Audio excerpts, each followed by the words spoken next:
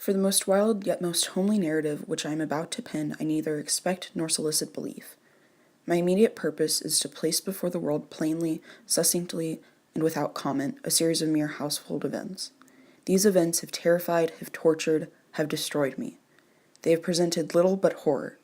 In the circumstances I detail with awe, they are nothing more than an ordinary succession of natural causes and effects. In my youth, I was especially fond of animals, and was indulged by my parents with a great variety of pets.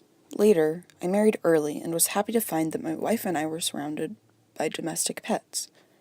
More importantly, a cat, a remarkably large and beautiful animal, entirely black and sagacious to an astonishing degree. Pluto, this was the cat's name, was my favorite pet and playmate. I alone fed him, but his presence eventually became an annoyance. Meow, meow, meow, meow, meow, meow. One night, returning home, much intoxicated from one of my haunts about town, I fancied that the cat avoided my presence. Where's that damn cat? Pluto! Come here, you damn cat. Ow! Come here.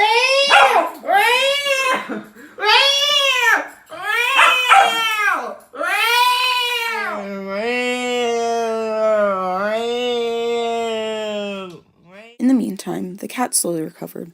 The socket of the lost eye presented, it is true, a frightful appearance, but he no longer appeared to suffer any pain. However, one morning in cool blood, I slipped a noose around its neck and hung it to the limb of a tree.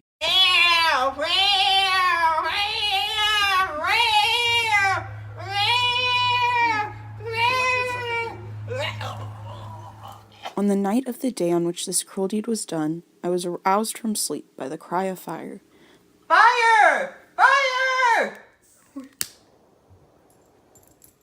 After my wife, a servant, and myself made our escape from the conflagration, I visited the remains of the house. I approached and saw the figure of a gigantic cat. There was a rope about the animal's neck. Eventually, a new cat began to follow me. It was black, a very large one, fully as large as Pluto, and closely resembling him in every respect but one. This cat had a large, although indefinite, splotch of white covering nearly the whole region of the breast. My aversion to this cat, like Pluto and my wife, increased over time. Stupid cat!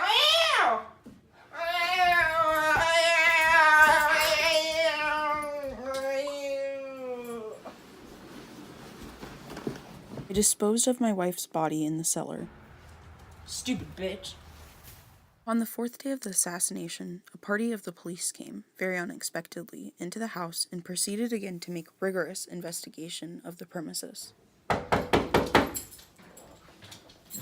No. Welcome to my humble abode.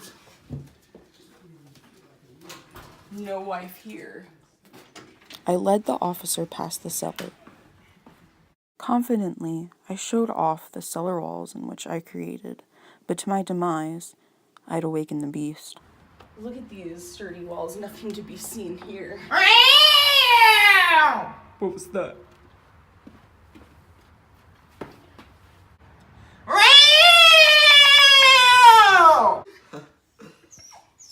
Shut up. God. Stupid cat!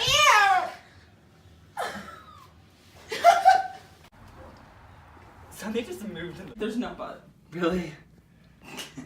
Sorry. Wait, someone needs to yell fire, though. Fire!